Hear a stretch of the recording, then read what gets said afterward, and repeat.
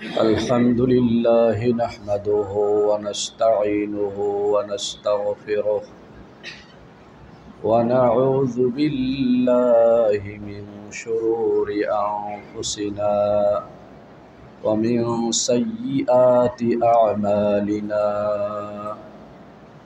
من يهده الله فلا مضل له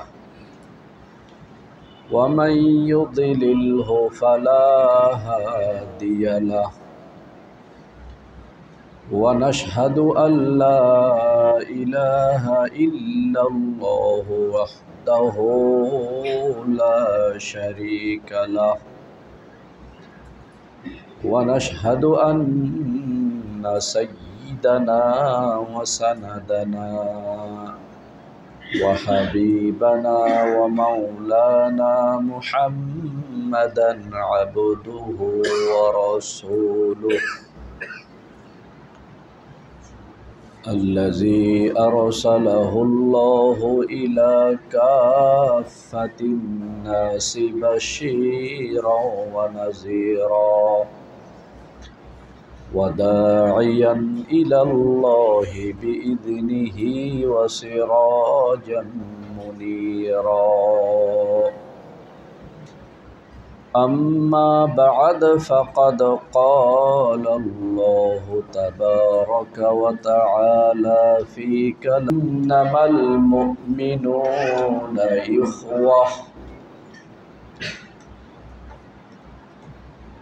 وعن ابن عمر رضي الله تعالى عنه قال قال رسول الله صلى الله عليه وسلم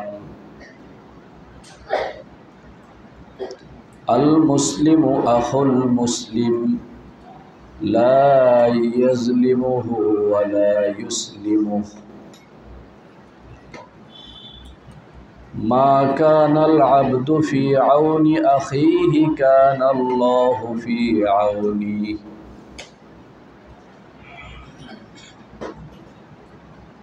وقال رسول الله صلى الله عليه وسلم من نفس عن مسلم كربة نفس الله عنه كربة من كربات يوم القيامة ومن ستر مسلما ستره الله يوم القيامة متفق عليه اللهم صل على محمد وعلى آل محمد كما صليت على إبراهيم وعلى آل إبراهيم إنك حميد مجيد اللهم بارك على محمد وعلى آل محمد كما باركت على إبراهيم وعلى آل إبراهيم إنك حميد مجيد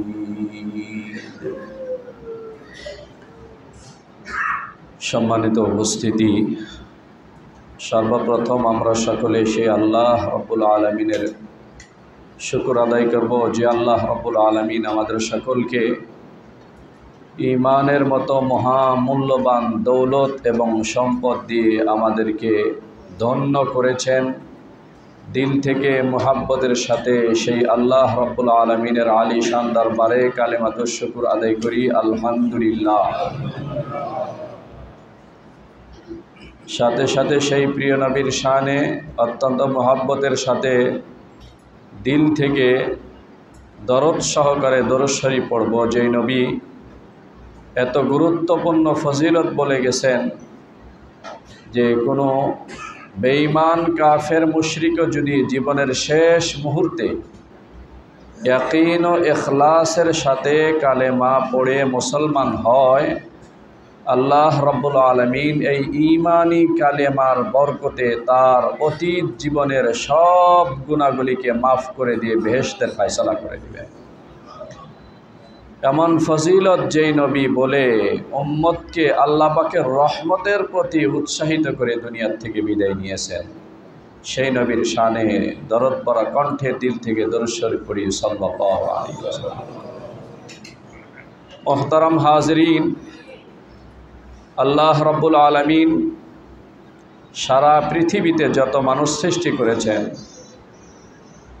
স্থানের কারণে, দেশের কারণে বিভিন্ন মানুষের বর্ণ এবং কালার ভিন্ন, ভাষা ভিন্ন, বিভিন্ন মানুষের উচ্চতা ভিন্ন। আমাদের বাংলাদেশের মানুষ যারা আছে তাদের চেহারা সুরতের আকৃতি এবং বর্ণ ভিন্ন। অন্য অন্য দেশের মানুষ যারা আছে তাদের চেহারা সুরতের মধ্যে আমাদের দেশের মানুষের মধ্যে কিছু পরিবর্তন আছে। এমন দেশও আছে যে সমস্ত দেশের মানুষ একদম সবাই কালো হয়ে জন্মগ্রহণ করে মার পেট থেকে। হযরত বেলাল রাদিয়াল্লাহু তাআলা আনহু যেই দেশে জন্মগ্রহণ করেছেন, হাবশা, যেখানে রাসূল সাল্লাল্লাহু আলাইহি ওয়াসাল্লাম ব্যবসার উদ্দেশ্যে গিয়েছিলেন, ব্যবসাও করেছেন। তো এই হাবশার যারা জন্মগতভাবে যারা ওই দেশে জন্মগ্রহণ করে থাকেন, তাদের সবারই চেহারা সুরত কালো হয়ে থাকে, নারী পুরুষ সবাই দেখতে কালো, এবং চেহারা সুরতগুলিও আমাদের দেশের মানুষের তুলনায় তাদের চেহারা সুরত এত সুন্দর না, একটু খারাপ দেখতে। আবার অনেক দেশের মানুষ আছে যে প্রায় সব মানুষই দেখতে অনেক সুন্দর। মিশর এবং আরব বিশ্বের মধ্যে অনেক দেশ এমন আছে যে সমস্ত দেশের মানুষ জন্মগতভাবেই আল্লাহ পাক তাদেরকে এত সুন্দর বর্ণ দিয়ে সৃষ্টি করেছেন, যাদের চেহারা সুরত অনেক সুন্দর। এই সারা পৃথিবীর বিভিন্ন বর্ণের মানুষগুলিকে আল্লাহ রাব্বুল আলামিন দ্বীন-ই ইসলামের এক সুতায় গেঁথে সারা দুনিয়ার সমস্ত মানুষকে এক প্ল্যাটফর্মে নিয়ে আসার জন্য কোরআনে হাকিমে আল্লাহ রাব্বুল আলামিন সূরা হুজরাতে একটি আয়াত ঘোষণা করেছেন, ইন্নামাল মুমিনুনা ইখওয়াহ। যে যে রাষ্ট্রেই বসবাস করুক না কেন, যার জন্মস্থান যে দেশই হোক না কেন, যার ভাষা যেটাই হোক না কেন, মুমিন হিসাবে একে অপরের সাথে ভ্রাতৃত্ব বন্ধনে আবদ্ধ হয়ে মিল মোহাব্বত আন্তরিকতার সাথে থাকবে সারা পৃথিবীতে। এটা হলো মুমিনের যত গুণ রয়েছে তার ভিতরে অন্যতম গুণ এবং বৈশিষ্ট্য হলো তারা কে কোন দেশের, কার জন্মস্থান কোথায়, এগুলি পরস্পরে ভেদাভেদ না করে একে অপরের আপদ বিপদ মুসিবতে তার পাশে দাঁড়াবে। এটা হলো রাসূল সাল্লাল্লাহু আলাইহি ওয়াসাল্লামের উপরে আল্লাহ পাক আসমানি সর্বশেষ যেই কিতাব অবতীর্ণ করেছেন, কোরআনে হাকিমের সূরাতুল হুজরাতের 10 নম্বর আয়াতে আল্লাহ রাব্বুল আলামিন এই বিষয়টি ঘোষণা করে বলেছেন। তার থেকে পরিষ্কারভাবে বুঝে আসে কে কোন গোত্রের লোক। এটার কারণে তাকে দূরে রাখা এবং তার সাথে দূরত্ব সৃষ্টি করা এই কারণ হতে পারে না। কার জন্মস্থান কোথায় এই কারণে তার সাথে আমার সম্পর্কের ঘাটতি হবে এটা কারণ হতে পারে না। কারো সাথে সম্পর্ক হওয়া না হওয়া, বন্ধুত্বপূর্ণ সম্পর্কে স্থাপন করা না করার মূল ফাউন্ডেশন এবং ভিত্তি হলো মুমিন একে অপরের সাথে বন্ধুত্বপূর্ণ সম্পর্ক স্থাপন করবে। পরস্পরে ভাই এক ভাই অপর ভাইয়ের পাশে যেমন আপদ বিপদ মুসিবতে দাঁড়ায়, এক মুমিন আর এক মুমিনের জন্য আপন ভাই যেভাবে পাশে দাঁড়ায় এভাবে আপদ বিপদ মুসিবতে দাঁড়াবে এবং একে অপরকে আপন করে নিবে। এটা রাসূল সাল্লাল্লাহু আলাইহি ওয়াসাল্লামেরও তরিকা। আল্লাহ পাক যেমন কোরআনে হাকিমে বলেছেন, আল্লাহ রসুলের জীবনী দেখলেও এটাই বুঝে আসে। রাসূল সাল্লাল্লাহু আলাইহি ওয়াসাল্লাম জন্মভূমি মক্কা নগরীতে যখন দ্বীন প্রচার করার ক্ষেত্রে সর্বদা বাধার সম্মুখীন হতেছিলেন, সব দিক থেকে রাসূল সাল্লাল্লাহু আলাইহি ওয়াসাল্লামকে বাধা দেওয়া হইতেছিল। শুধু বাধার মধ্যেই সীমাবদ্ধ নয়, সাহাবায়ে কেরামের উপরে সর্বোচ্চ জুলুম নির্যাতন যখন চলতেছিল, তখন রাসূল সাল্লাল্লাহু আলাইহি ওয়াসাল্লাম আল্লাহ পাকের নির্দেশে সাহাবায়ে কেরামকে হিজরতের কথা বলবেন। তখন স্বপ্ন যুগে রাসূল সাল্লাল্লাহু আলাইহি ওয়াসাল্লামকে একটা জমিন দেখানো হলো, ইশারা করে বলা হলো যে আপনি এই জায়গায় হিজরত করবেন। তো রাসূল সাল্লাল্লাহু আলাইহি ওয়াসাল্লাম হিজরত করে সাহাবায়ে কেরামকে নিয়ে মক্কা নগরী জন্মভূমি ত্যাগ করে যখন মদিনায় আসলেন, তখন সাহাবায়ে কেরামের আখলাক চরিত্র, যারা স্থানীয় সাহাবী, মদিনার বাসিন্দা, প্রকৃত মদিনাতেই তাদের জন্ম, তাদেরকে বলা হয় আনসারি সাহাবী। আনসার শব্দের অর্থ সাহায্যকারী। আমাদের দেশে যেমন আনসার ক্যাম্প থাকে, এরা হলো প্রশাসনের বিভিন্ন কাজে সহযোগিতা করে। তারা যে সমস্ত সাহাবায়ে কেরাম মদিনার বাসিন্দা, জন্মই তাদের মদিনা, একজন দুইজন সাহাবী না, অনেক সাহাবী হিজরত করে রাসূল সাল্লাল্লাহু আলাইহি ওয়াসাল্লাম সহ যখন মদিনাতে আসলেন, তখন সাহাবায়ে কেরাম কি আন্তরিকতার পরিচয় দিয়েছেন, চেষ্টা করেছেন যে আমার যে সমস্ত ভাইয়েরা মক্কা নগরী ত্যাগ করে মদিনায় হিজরত করে এসেছে, তাদের যাবতীয় খোঁজ খবর রাখা, তাদের সুযোগ সুবিধা, আমাদের একটু কষ্ট হলেও তারা যেন কষ্ট না পায়, আমরা যেন ভাই হিসাবে তাদের পাশে দাঁড়াইতে পারি। এভাবে অনেক সাহাবায়ে কেরাম এমন ছিলেন যে যার একাধিক স্ত্রী ছিল, তালাক দিয়ে দিছেন যে আমার আরেক ভাই নিয়ে যেন সংসার করতে পারে। যার বাড়তি জমিন ছিল, হিজরত করে মক্কা থেকে এসেছেন, তাদেরকে জমিন দিয়ে দিছেন যে ভাই আপনারা এখানে চাষাবাদ করবেন, আবাদ করবেন, আপনার প্রয়োজন মিটে যাবে।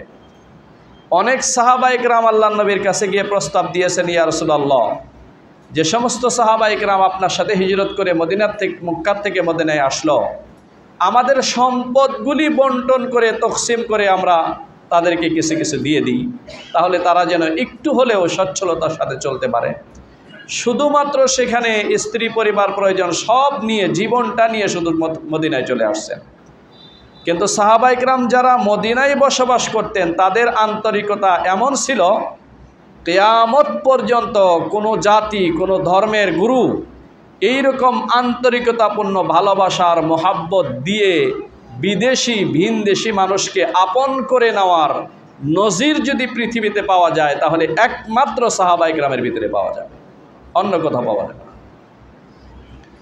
এই গুণ আমাদের ভিতরে না থাকার কারণে আমাদের কমতি হলো, আমরা এখন আমাদের অভ্যাস হলো কোনো এলাকার মধ্যে, ধরুন আমাদের এই এলাকার ভিতরে দুইজন মানুষ বসবাস করেন এখানে, যারা বিদেশি মানুষ, ধরুন ঠাকুরগাঁর না, ঠাকুরগাঁর বাইরে, তখন আমরা তাদের সাথে এমন আচরণ করব যে আমাদের বিবাহ শাদী, আমাদের ধর্মীয় অনুষ্ঠান, এই সবগুলিতে তাদেরকে কোনো সময় মূল্যায়ন করব না। তাদের সাথে আমরা এমন একটা দূরত্ব বজায় রাখব যে তারা যেন বাংলাদেশের মানুষ না, ভিন দেশের মানুষ, ঠাকুরগাঁতে না, দূর থেকে আসছে, এই জন্য তাদেরকে আপন করতে কোনোভাবে তারা প্রস্তুত নয়। এটা শুধু মুসলমানদের মধ্যে নয়, আমাদের মধ্যে নয়, সারা দুনিয়ার। আমাদের নবী শিক্ষা দিয়েছেন যে দূরত্ব সৃষ্টি করার কারণ এইটা নয় যে একজন দেশি বিদেশি, বরং সে একজন মুমিন যদি পৃথিবীর এই প্রান্তে থেকে অপর প্রান্তে যায় আর আরেকজন মুমিনের সাথে সাক্ষাৎ হয়, সে এই মুমিনকে এতটা আন্তরিকতার সাথে বরণ করে নিবে যে সে যেন মনে করে আমি আমার আত্মীয় স্বজন থেকে দূরে আসার পরেও আমার একান্ত আত্মীয় স্বজনের পাশে যেন আমি দাঁড়িয়ে আছি, আমার এখানে থাকা খাওয়ার কোনো কষ্ট নেই, আমি যে ভিন দেশের মানুষ, এই জন্য আমার সাথে কেউ আচরণ করে না। কিন্তু এই কমতি আমাদের মধ্যে। আমাদের নবীর শিক্ষা, একজন অমুসলিম ছিল, কাফের, মুসলমান হলেন আজকে, আল্লাহ নবীর কাছে সর্বপ্রথম আসছে, তো ওই সাহাবী মন্তব্য করলেন যে আমি আল্লাহ রসুলকে আদর্শবান একজন শিক্ষক হিসাবে পেয়েছি। প্রথম আল্লাহ নবীর কাছে যাওয়ার পরে আমার অনেক ভুল ত্রুটি হয়ে গেছে। আল্লাহ নবী সংশোধন করার জন্য মানুষের সামনে আমাকে লজ্জা না দিয়ে পার্সোনালভাবে আমার বিষয়গুলিকে সংশোধন করেছেন। তাতে আমার হৃদয়টা ভরে গেছে যে আল্লাহ নবী কত মায়া মোহাব্বতের সাথে আমাদেরকে আপন করে নিয়েছেন। যার কারণে দূর দারাজ থেকে মানুষ মুসলমান হয়ে যখন আল্লাহ নবীর কাছে আসতো, তো আল্লাহ নবী এবং সাহাবা ইকরাম তাদেরকে এত আপন করে নিতেন যে আসলে ভিন্ন গোত্রের মানুষ, ভিন্ন চেহারার মানুষ, ভাষা ভিন্ন, এই কারণে সাহাবা ইকরামের মধ্যে এই গুণ ছিল না, তাদেরকে আপন করতে পারতো না। কিন্তু আমাদের দেশে এটা আছে, আমরা এটা করি যে উনি তো বিদেশি মানুষ, যারা বিদেশি আছে তাদের সাথে আত্মীয়তার সম্পর্ক করার সময় চিন্তা ভাবনা করে বিদেশি মানুষ, তাদেরকে নিজের বাড়িতে দাওয়াত দেওয়ার সময় চিন্তা ভাবনা করে বিদেশি মানুষ, পাশে একটা জায়গা বিক্রি করবে যদি কেউ নিতে চায় বিদেশি মানুষের সাথে দূরত্ব। এটা আল্লাহ রসুলের সুন্নত না, আল্লাহ রসুলের তরিকা না। আল্লাহ নবী শিক্ষা দিয়েছেন মুমিনের ভাই হিসেবে থাকবে, এক মুমিন আর এক মুমিনের ভাই। এই জন্য ভারতে যে সমস্ত মুসলমান বাংলাদেশে স্বাধীনতা যুদ্ধের সময় এদেশ থেকে ও দেশে চলে গেছে, মুসলমান, হিন্দু হলে আপত্তি নাই, মুসলমান যদি হয়ে থাকে, তাদেরকে মোদী সরকার ক্ষমতায় বসার আগের থেকেই প্রতিশ্রুতি দিয়ে আসতেছিল যে এদেশে যারা বাংলাদেশি মুসলমান এসেছে তাদেরকে ক্ষমতায় বসার পরে আর দেশে থাকতে দিবে না, এখান থেকে তাড়িয়ে দিবে তাদেরকে। এভাবে আমাদের পার্শ্ববর্তী দেশের থেকে যে সমস্ত মুসলমান আমাদের দেশে আসলো, তৎকালীন সরকার আমাদের দেশে তাদেরকে আশ্রয় দিল। এই আশ্রয় দেওয়ার পরে তারা নিজেদের ভিটাতে ফিরে যাইতে পারে না। কেন তারা ভিটাতে ফিরে যাইতে পারে না? তারগুলি অনেক কারণের মধ্যে একটা কারণ হলো কোনো এক সময় তারা বাংলাদেশ বা ভিন্ন দেশের সাথে ছিল, এখন তাদের সাথে যুক্ত হয়ে গেছে, এবং ধর্মের কারণে একে অপরকে এত দূরত্ব ভাবা হয় যে তাদেরকে নিজের দেশ থেকে বিতাড়িত করা হলো, তারা আর ওই দেশে জায়গা পাবে না। একদিন ইসলামবাগ মসজিদের সামনে, এখানে আমাদের ইসলামবাগের ভিতরে যে সমস্ত অনেক পরিবার আছে যারা হিন্দু বসবাস করে, একজন বয়স্ক লোক আসছে, আসার পরে বলতেছে, হুজুর আমি এক হিন্দু বাড়িতে, এখানে আত্মীয় আমার আছে, ইসলামবাগে বেড়াইতে আসছি, আমার একটু টয়লেট সারার প্রয়োজন, আপনারা কি এখানে টয়লেট সারতে দিবেন? তো আমি আশ্চর্য হয়ে গেলাম যে আপনি হিন্দু মানুষ, তাই আপনাকে এখানে টয়লেট সারতে দেওয়া যাবে না?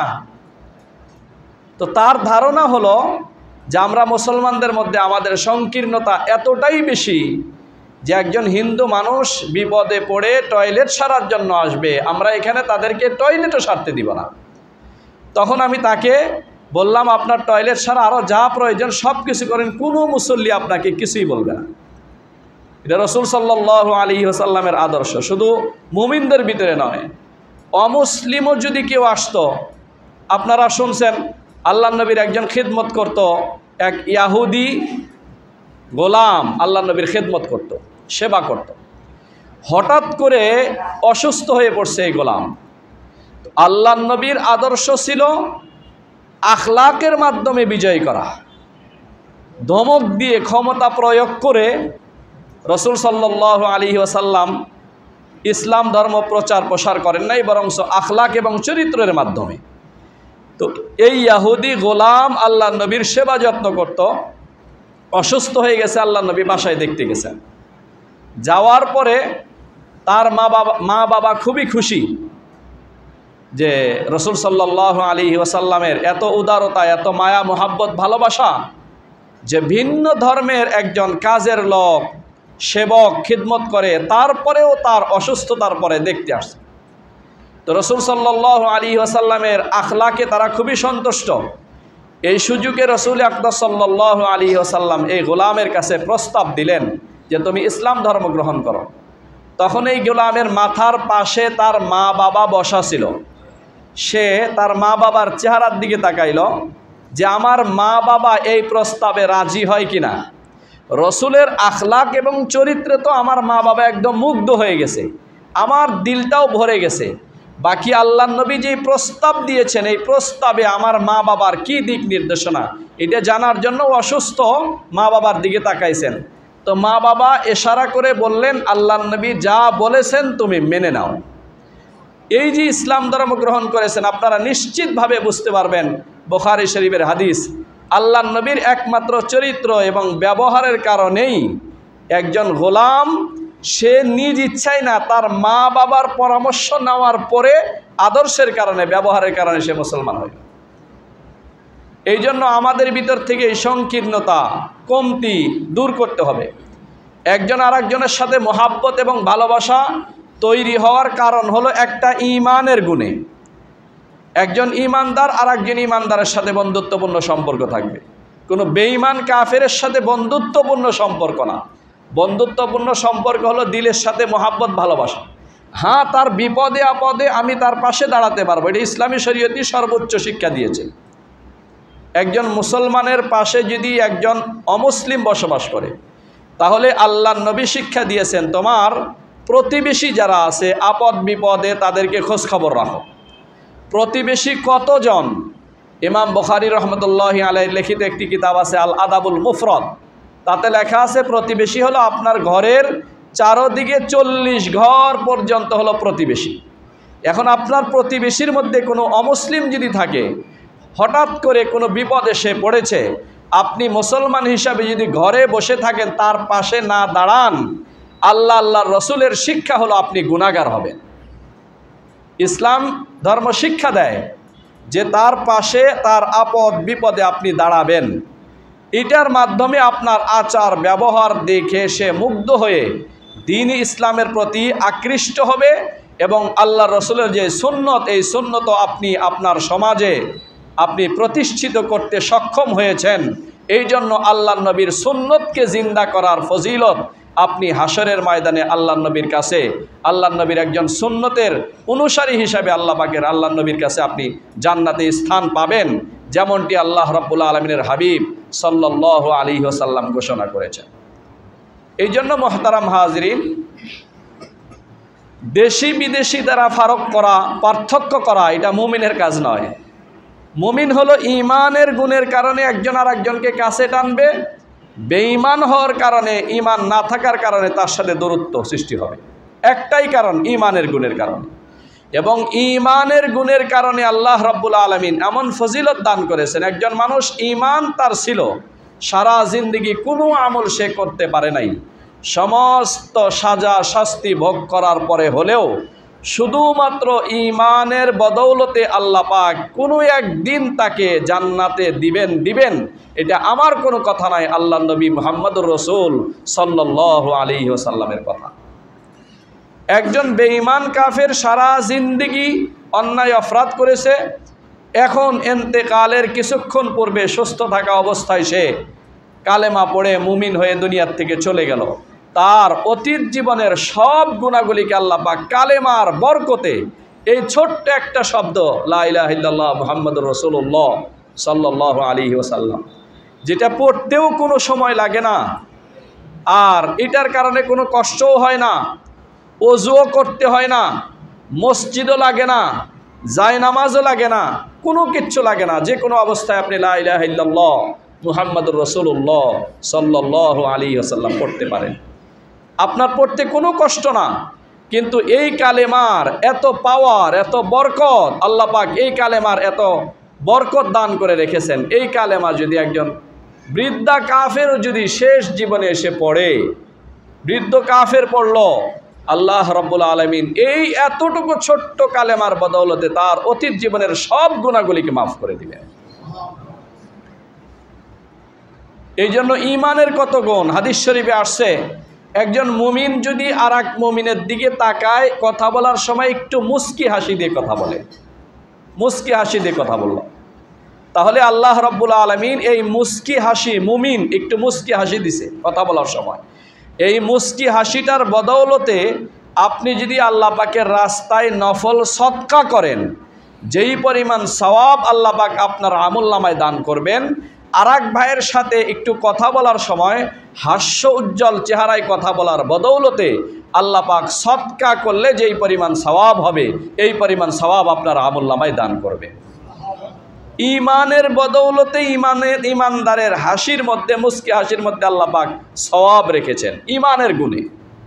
ইমান যদি না থাকে, যত হাসি দেখি হাসির মধ্যে কোনো সওয়াব নাই। তাহলে বুঝুন, একজন বেঈমান কাফের মুশরিকও হাসবে, তার হাসির কোনো বদলা নাই, সওয়াব নাই। কিন্তু আপনি মুমিন হওয়ার কারণে আল্লাহ পাক ইমানের দৌলত দান করেছেন।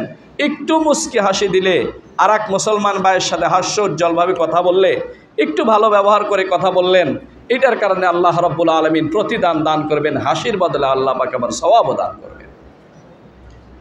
এই জন্য রসুল সাল্লাল্লাহু আলাইহি ওয়াসাল্লামের একজন প্রসিদ্ধ সাহাবী হযরতে আব্দুল্লাহ ইবনে ওমর রাদিয়াল্লাহু তাআলা, হযরত ওমরের পুত্র, মুসলিম জাহানের দ্বিতীয় খলিফা হযরত ওমরের পুত্র আব্দুল্লাহ ইবনে ওমর এত বড় মাপের সাহাবী ছিলেন, এত আল্লাহওয়ালা সাহাবী ছিলেন, এত মুত্তাকি পরহেজগার সাহাবী ছিলেন।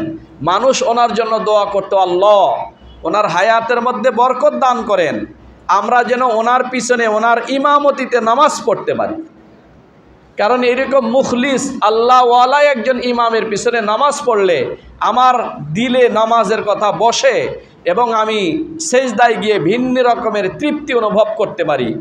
এমন মানুষ সবসময় আল্লাহ পাকের কাছে দোয়া করতেন। অসুস্থ হইলে মানুষ দোয়া করতেন, আল্লাহ তার হায়াতের মধ্যে বরকত দান করেন, সুস্থতার সাথে রাখেন, আমরা যেন তার ইমামতিতে নামাজ পড়তে পারি। এমন মানুষ আব্দুল্লাহ ইবনে ওমর রাদিয়াল্লাহু তাআলা। উনি বলেন, একদিন আল্লাহর নবীর মুখ থেকে আমি একটা হাদিস শুনলাম। এই হাদিসটা উম্মতকে শোনানোর জন্য উনি ওনার ছাত্রদের সামনে বলতেছিলেন। রাসূল সাল্লাল্লাহু আলাইহি ওয়াসাল্লাম বলেন, আল মুসলিমু আখুল মুসলিম, এক মুসলমান আর এক মুসলমানের জন্য ভাই, এক মুসলমান আর এক মুসলমানের জন্য ভাই। এক ভাই বিপদে পড়লে আর এক ভাইয়ের কষ্ট লাগবে, তার সাধ্য মোতাবেক চেষ্টা করবে আমার ভাইকে কিভাবে আমি বিপদ থেকে বাঁচাইতে পারি।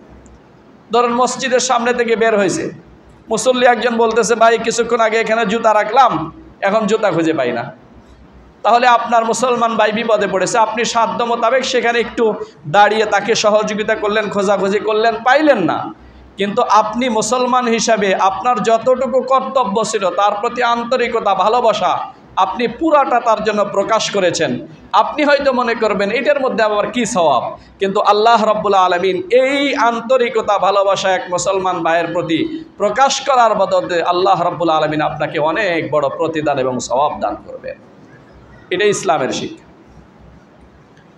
এই জন্য রসুল সাল্লাল্লাহু আলাইহি ওয়াসাল্লামের সাহাবী আব্দুল্লাহ ইবনে ওমর বলেন, ওয়ালা ইউসলিমুহু, এক মুসলমান আর এক মুসলমান ভাইকে কোনো সময় লাঞ্ছিত করবে না, বরংস তাকে সাহায্য সহযোগিতা করবে। যদি এমন হয়ে থাকে যে আমার উপরে একসময় সে অত্যাচার করেছিল, আমার উপরে জুলুম করেছিল, আমাকে একটা কড়া কথা বলেছিল, এই কথার কারণে আমার দিলের ভিতরে একটা দাগ লেগে আছে, আমি বহুদিন ধরে প্রতিশোধ নেওয়ার জন্য তার পিছে লেগেছিলাম যে কবে একটা সুযোগ পাইলে ওই কথাটার প্রতিশোধ আমি নিব। এভাবে আপনার দিলের ভিতরে আছে, কিন্তু আল্লাহর নবী শিক্ষা দিয়েছেন যে সে তোমার উপরে জুলুম করেছিল, তার মধ্যে খারাপ গুণ আছে, সে তোমার প্রতি জুলুম করেছে, তোমার মধ্যে ভালো গুণ থাকা দরকার, তুমি তাকে মাফ করে দাও, মাফ করে দিয়ে বন্ধুত্বর হাত তার দিকে অগ্রসর করো, তাহলে সে বুঝতে পারবে, সে আরও তার অতীত জীবনের ভুল বুঝে আরও সংশোধন হবে যে আমি তো তার প্রতি জুলুম করেছিলাম, সে চাইলে এই মুহূর্তে আমার থেকে কঠিনভাবে প্রতিশোধ নিয়ে আমাকে একটা বিপদে ফেলে দিতে পারত, কিন্তু আল্লাহ পাকের বান্দার মধ্যে সততা আছে, সে আমাকে মাফ করে দিয়ে আমার সাথে যে ব্যবহার করেছে দেখে মনে হইতেছে তার দিলের মধ্যে আমার ব্যাপারে কোনো চোট, কষ্ট আর দুঃখ কোনো কিছুই নাই, সে যেভাবে আমার সাথে ভালো ব্যবহার করেছে আল্লাহ, তো আল্লাহ রাব্বুল আলামিন এই ভালো ব্যবহারের বদৌলতে কঠিন কিয়ামতের ময়দানে বলবেন, বান্দা যেহেতু অনেক অন্যায় করা সত্ত্বেও আমার আরেক বান্দাকে মাফ করে দিল, তার জীবনের যত গুনাহ করেছে হাসরের ময়দানে আমি আল্লাহ মাফ করে দিয়ে তাকে জান্নাতের ফয়সালা করে দিই। হাদিসের কিতাবে আসে। এই 2-3 দিন আগে মুসলিম শরীফের হাদিসে পড়াইলাম ছাত্রদেরকে, রসুল সাল্লাল্লাহু আলাইহি ওয়াসাল্লাম বলেন, এক ব্যক্তিকে আল্লাহ পাক হাসরের ময়দানে ডেকে উপস্থিত করছেন। উপস্থিত করার পরে আল্লাহ পাক এই বান্দাকে বললেন, এ বান্দা তোমার জিন্দেগিতে কোনো ভালো আমল করেছো কিনা? তাকে বারবার জিজ্ঞাসা করার পরে সে বলতেছিল, আল্লাহ আমার জীবনে কোনো ভালো আমল করেছি বলে আমার মনে পড়ে না। আল্লাহ পাক বলবেন, এ ফেরেশতা, আমার বান্দার একটা ভালো কাজ আমার কাছে এত ভালো লেগেছে যে এই ভালো কাজের উসিলায় আমি তাকে মাফ করে জান্নাতে পাঠাইতে চাই, কিন্তু বান্দার স্মরণ হইতেছে না, তুমি একটু তাকে স্মরণ করে দাও। তখন ফেরেশতারা তাকে স্মরণ করাই দিবে, হে আল্লাহ পাকের বান্দা, তুমি স্মরণ করো তো, তুমি দুনিয়ার জীবনে অনেক ধনাঢ্য ব্যক্তি ছিলে, অনেক অভাবী মানুষ তোমার থেকে ঋণ নিত আর তুমি তাদেরকে ঋণ দিতা। তোমার ঋণ পরিশোধ করার এবং ঋণকে উঠানোর যে দায়িত্বে ম্যানেজার ছিল তাকে তুমি বলে রেখেছিলে এভাবে যে যখন কোনো মানুষ নির্ধারিত টাইমে ঋণ পরিশোধ করার জন্য এখানে আসবে, তখন ঋণ পরিশোধ করার জন্য এখানে আসার পরে তার ঋণের যেই নির্ধারিত পরিমাণ আছে, যদি এমন হয় যে হত দরিদ্র মানুষ এই নির্ধারিত পরিমাণের টাকা পরিশোধ করতে পারছে না, কষ্ট হচ্ছে, তাহলে হয়তো তুমি তাকে একটু ছাড় দিবা যে আপনি 10 তারিখে দেওয়ার কথা ছিল, 10 তারিখ দরকার নাই, আপনাকে আরও 5 দিন বাড়িয়ে 15 তারিখ সময় দেওয়া হলো, আপনি 15 তারিখে দেওয়ার চেষ্টা করুন, তাকে একটু তুমি ছাড় দাও। আর যদি এমন হয়ে থাকে এতটাই অভাবগ্রস্ত হত দরিদ্র মানুষ হয়ে থাকে যে ঋণ নেওয়ার পরে সুনির্দিষ্ট তারিখে সে পুরা টাকা উপস্থিত করতে পারে নাই, অর্ধেক বা কিছু টাকা নিয়ে আসছে, তাহলে যতটুকু নিয়ে আসছে এটা তুমি তার থেকে নিয়ে নাও আর বাকিটা তুমি তাকে মাফ করে দাও। হতে পারে এই আল্লাহ পাকের বান্দাদের প্রতি ছাড় দেওয়ার বদৌলতে আহকামুল হাকিমিন আল্লাহ রাব্বুল আলামিন আমাকে এবং তোমাকে মাফ করে দিবেন। এই কথা তুমি বলে দিয়েছিলে কিনা? তখন আল্লাহ পাকের বান্দা আল্লাহ পাকের সামনে হাশরের ময়দানে দাঁড়িয়ে বলবেন, হ্যাঁ, আমার খুব ভালো করে মনে পড়ছে, আমার জীবনে এই আমল ছিল। মুসলিম শরীফে হাদিস, একাধিক হাদিস, 8-10টা হাদিস একই বিবরণ। তখন আল্লাহ রাব্বুল আলামিন বলবেন, বান্দা, তুমি তোমার দুনিয়ার জীবনে আমার অসহায় গরিব হত দরিদ্র যে সমস্ত বান্দা ছিল তাদেরকে তুমি যদি রহম করছো, দয়া করছো, তাদেরকে একটু ছাড় দিয়েছো, আমি আহকামুল হাকিমিন, আমি আসমান জমিনের মালিক আল্লাহ রাব্বুল আলামিন, আমার দিলের ফয়সালা, আমার দিলের তামান্না, আমি আল্লাহ পাক তোমার জীবনের সমস্ত গুনাহগুলিকে ছাড় দিয়ে তোমাকে নিষ্পাপ করে জান্নাতের মেহমান হিসাবে কবুল করব। আল্লাহ রাব্বুল আলামিন তাকে মাফ করে জান্নাতের মেহমান হিসাবে কবুল করছে। হাদিসের কিতাবে ঘটনা লেখা আছে, একজন তাবিঈ হযরতে আবু কতাদা, উনি বলেন, মুসলিম শরীফেই উনি বলেন, এক লোকের থেকে আমি ঋণ পাই অনেক দিন পর্যন্ত, সে আমার ঋণ পরিশোধ করবে কিন্তু খালি আমার থেকে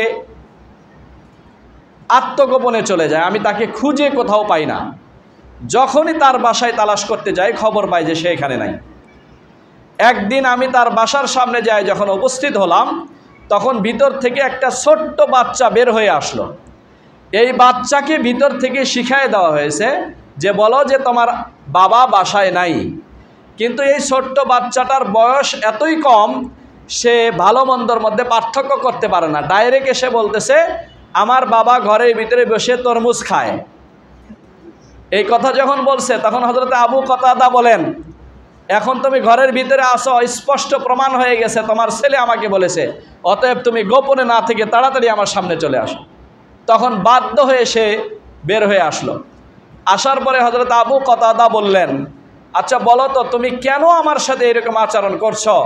তুমি আমার থেকে কেন গোপনে চলে যাও, আমার পাওনা পরিশোধ করো না?